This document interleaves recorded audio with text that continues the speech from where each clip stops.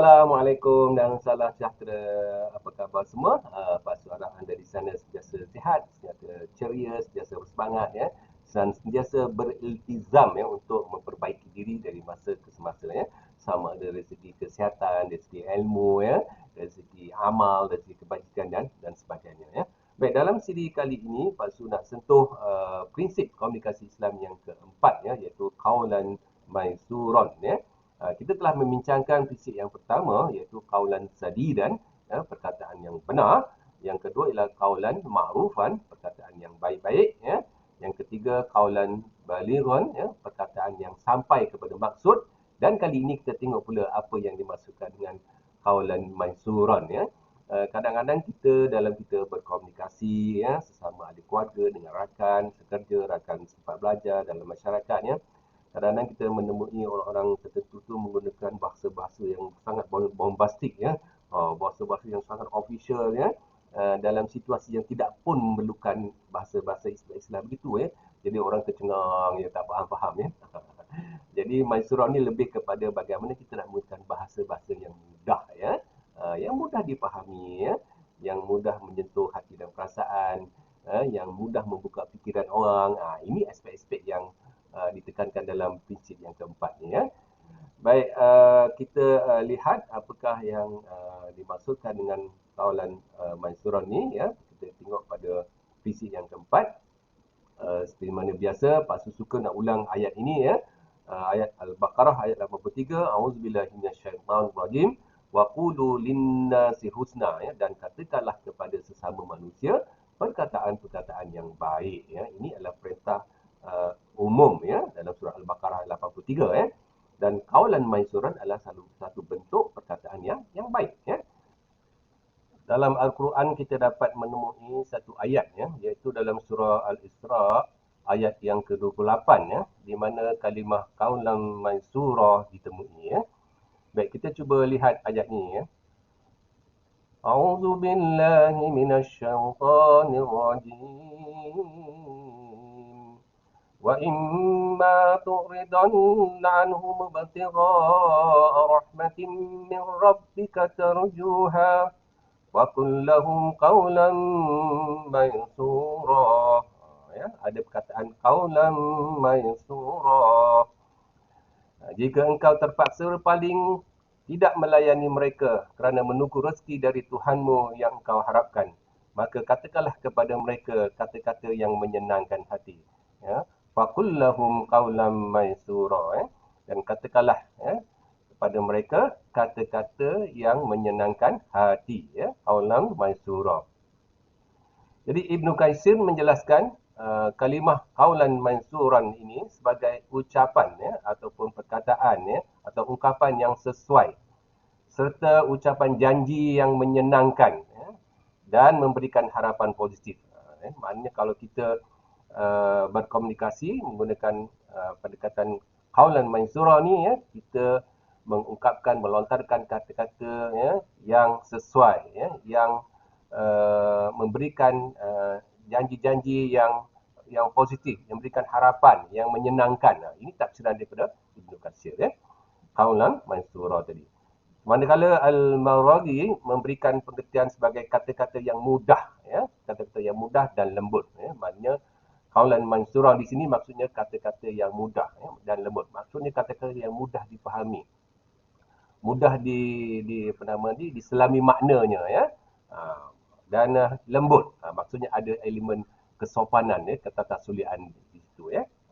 Kalau kita lihat dalam konteks bahasa ya, maisuran berasal daripada kalimah yusr ya, yang bermaksud mudah ya, mudah ya.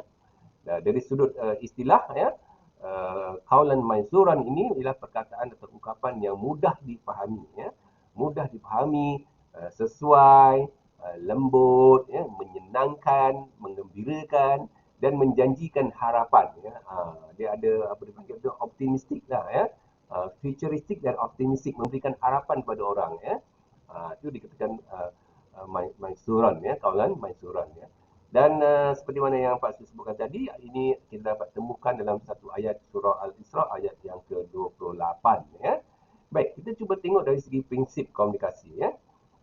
Dari segi prinsip komunikasi, Qaulan Mansuran ini memberi penekanan kepada prinsip mempermudahkan dalam komunikasi, ya. Permudahkan, ya. Senangkan, ya kan? Gembirakan. Itu dia punya makna asasi Mansuran tadi, ya. Memudahkan, menyenangkan, ya. Memberikan harapan, itu Mansuran, ya. Jadi bukankah dalam komunikasi seharian kita kan, kalau kita sebagai orang awam lah, ya, di rumah tangga, dengan kawan-kawan, dengan jiran, dengan masyarakat, dalam di organisasi, ya, dan sebagainya, ya. Bukankah kita banyak menemui keadaan-keadaan sebegitu, ya. Kadang-kadang kita berjumpa dengan berbagai-bagai lapisan masyarakat, lapisan orang, ya. Macam-macam background, macam-macam pengalaman yang berbeza-beza, ya. Oleh sebab itu kita kena gunakan prinsip Qaulan Mansuran ini, ya. Supaya komunikasi kita menjadi lancar, ya. Baik, kita cuba lihat dari segi kaedah, ya. Dari segi kaedah. Ya. Yang pertama yang boleh Pak Su kongsikan sini ialah kita perlu menggunakan kata-kata, ayat, bahasa-bahasa yang mudah, yang selaras dengan siapa kita berbicara, dengan siapa kita bercakap, ya. Ya, yang mudah, ya. Yang sesuai, ya, yang menyenangkan hati dan perasaan. Ya. Biasalah kalau kita bercakap dengan kanak-kanak tadika, takkan kita nak guna bahasa akademik, orang diploma, orang ijazah, tak sesuai kan, ya. Begitu juga kalau kita bercakap dengan kanak-kanak sekolah rendah, dengan remaja. Remaja ni dia ada bahasa-bahasa keremajaan dia, ya. Ya. Dengan orang orang tua, ya, dia mereka ada bahasa-bahasa tertentu, ya, yang mereka suka dan mereka senang, ya. Jadi kita kena permudahkan, ya. Ya, kita kena permudahkan. Walaupun kita tahu, ya, bahasa saintifiknya ialah begini. Tapi bila kita nak sampaikan tu, kita kena olah, dalam bentuk kata-kata, ayat atau bahasa yang lebih mudah, yang lebih yang lebih simple, ya, yang mudah dicerap, mudah dipahami dan mudah dicerna. Ini maksudnya, ya. Dan ianya menyenangkan hati dan perasaan orang itu, ya. Yang kedua, kita beri tekanan kepada harapan positif, ya, dan kesediaan untuk menolong, ya. Mungkin prinsip Qaulan Mansuran ni banyak kita gunakan dalam konteks mungkin kita nak membantu orang, ya. Kita nak membantu orang, nak menolong orang, ya.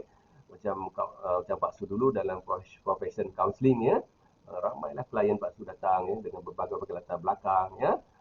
Jadi kadang-kadang ada yang datang ada masalah kewangan lah, masalah itulah, masalah ini, ya. Jadi kalau kita tak boleh nak bagi duit pun, kita berilah harapan, kita beri jalan kat dia, ya. Ya. Sekurang-kurangnya kita nak doakan dia, ya, dan sebagainya.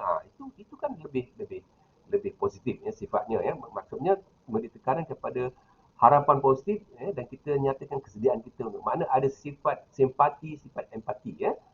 Itu dia. Ya, ni yang ketiga tadi kan. Tunjukkan rasa simpati, ya, dan empati dalam perhubungan, ya. Itu sangat penting, ya, empati, ya. Kalau katakan kita berkomunikasi dengan orang yang sama jantina, ya, kadang-kadang kita sentuh, ya, kita ada body contact, kita sentuh bahu dia, ya. Kita bukan sahaja sentuh secara fizikal tapi juga kita buat sentuhan emosi, ya. Ya. Supaya dia dapat memahami, ya, bahawa kita bersama-sama dia, ya. Bersama. Kalau dia ditimpa musibah umpamanya, ya, dia timpa kecelakaan dan sebagainya, ya, mana kita rasakan simpati sama-sama dia bersimpati dan kita pun dapat merasai keperitan atau, yang dihadapi, dan kita lontarkan kata-kata yang memberi harapan, ya, yang boleh menguatkan semangat dan jiwa dia, ya, untuk meneruskan perjuangan dalam hidup. Ini yang kita katakan tadi, tunjukkan rasa simpati dan empati dalam perhubungan, ya. Dan yang keempat ialah kita ambil kira status emosi, ya, orang yang sedang kita berbicara dengan ataupun bercakap dengan tadi, ya. Status emosi, ya, orang tu dalam sedih ke, dia berduka ke, dia peras ke, dia stres ke, ya, dia murung ke, ya, dia dalam kebimbangan ke, dia takut ke, macam-macam orang ni yang kita akan jumpa, ya. Yang orang-orang macam ni selalu datang kepada kita untuk mendapatkan pertolongan, ya. Bukanlah maknanya mesti pertolongan dalam bentuk material, ya.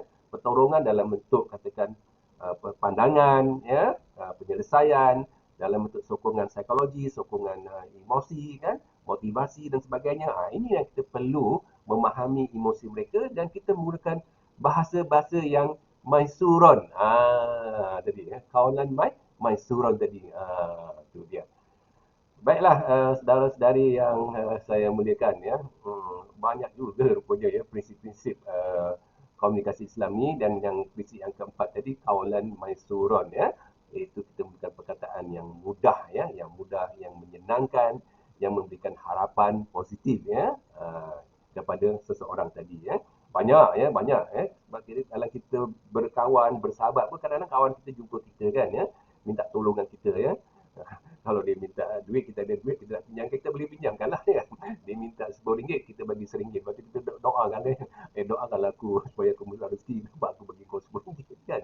Itu kalau dia minta duit ya. Ada yang datang minta nasihat, bimbingan, nak minta motivasi kan, nak minta sokongan psikologi, macam-macam ya.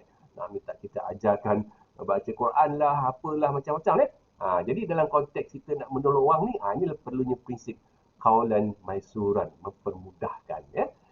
Baiklah saudara-saudari, tuan-tuan dan puan yang saya muliakan, sehingga kita bertemu lagi dalam kesempatan akan datang. Salam motivasi.